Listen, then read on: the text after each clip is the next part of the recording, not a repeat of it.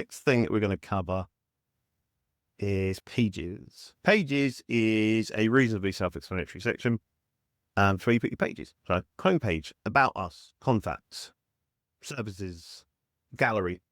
Those are pages of a website. Those are the kind of thing that if you were to go to any company website, you would assume you could put mycompany.com/contact or contact us or something like that and find the contact page, and you would be right. What shouldn't go in pages is the stuff that should go in posts, or even more importantly, custom posts.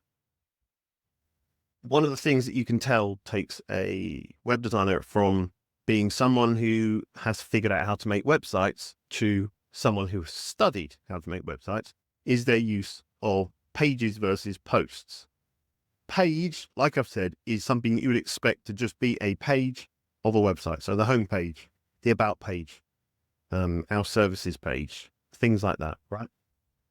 Where posts comes into its own is that you can create essentially a folder and then put like information into a folder. That sounds complicated, but it really isn't. Okay. So you've got here, and we're gonna cover this a whole heap. Don't worry if you need to crack it. But basically, pages are you don't want to make pages that you don't need to make. So you need to be clever with it and make the key pages: home, about, contacts.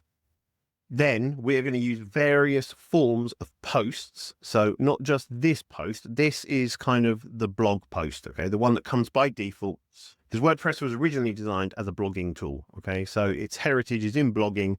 And obviously for bloggers, posts is the key thing because they're the blog post. Yep. So it's a legacy thing for its old days. I don't think anybody uses it. I don't think anyone thinks nowadays, oh, I'm going to start a blog, I'll get a WordPress site. But it is a legacy thing from when that's what people used to think.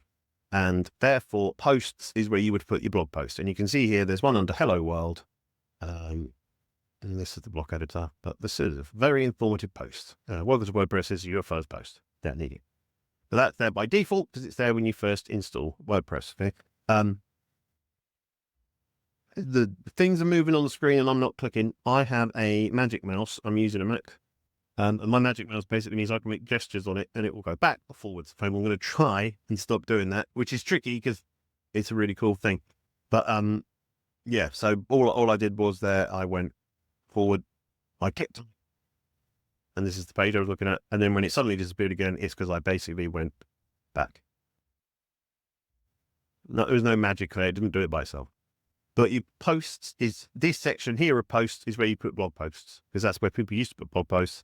And then doing something clever, which we're going to cover later on, anything that you put in a post, you can then pull up anywhere on the website and you only have to edit it in one place. So say we create a custom post type, and that's what they're called because it is a post type that's been made custom for one job of reviews. We would add all of our reviews in the custom post type of reviews.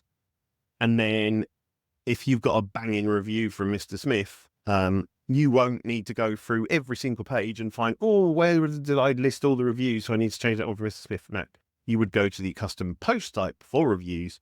You'd find Mr. Smith's review and edit there.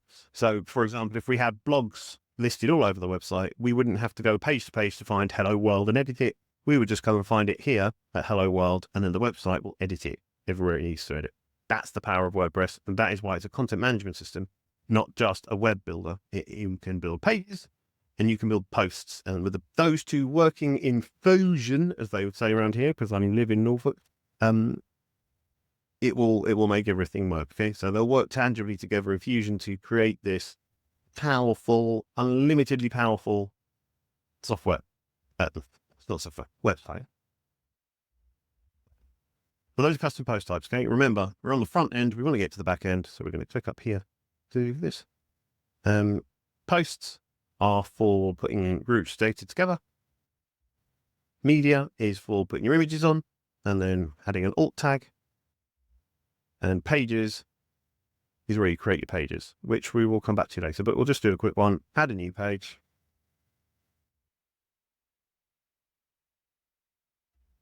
Oh, you see, this is new. So WordPress is constantly updating It's currently fighting a battle with Wix and Squarespace and all those, in so much as the power of WordPress is a lot bigger than those guys.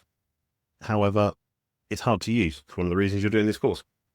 Wix and things are really ramping up the how easy to use angle, empowering AI and all that thing.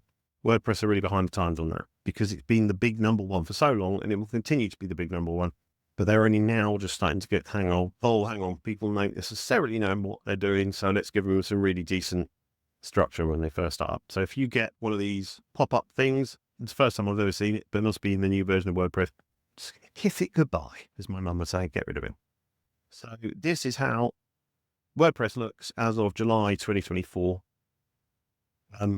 Pretty much anything that you go to, so if you create a post type or you add a page or whatever, it will have the same system. Add a title, running page. No, don't put page, just home. This is some text on the page. Okay, so we're giving it a title of home. We've put a lot of text on it. Now we're going to click publish up here, publish it again. And now, if we click view page here, there you go. WordPress has used the default template that came with it, and it has given us a home page, and this is some text on the page. It works. Now in the back end, if we go down to pages, you will see it now has a home page. Okay, I'm going to delete that. If you did that with me, good, because I told you to do everything I do. But if you didn't, it's absolutely fine, because we're going to do that a lot more. I just wanted to show you that table thing up. I'll get you. Speaking of themes, which we just did, the next item down here, we're going to pretend the next item because we're going to skip comments because nobody wants that. Quick appearance, and this is the latest option on here. And these are the themes that are default installed on WordPress. We're going to use our own theme that we're going to create ourselves. Okay, we're going to create a theme using something called Bricks Builder. Cool. And Bricks Builder creates a theme. So how do we add bricks as a theme? Very simple. When you're on appearance, themes, click here where it says add new theme. So far, so good, right? These are all the themes that you can get for free or pay for on WordPress Marketplace. There are a myriad of themes, varying degrees of the goodness, which is technically industry lingo. We don't need to worry about that because we're going to make our own. That's the whole point of this. So the builder that we use is a theme. So upload theme, choose file. And again, in your downloads folder that we've referenced before, that there'll be a link below, probably on every single page. You can come here to the theme. And then inside it, you'll see that there are two themes. First job we need to do is install theme number 1, which is Bricks 1.9.9 as of the recording of this video. The test version of Bricks 1.9.10 has just come out, so it might already look a bit different by the time that you do it, but you don't need to worry too much. You just need to install the latest version of Bricks, which is going to be in your download. Something lovely like that.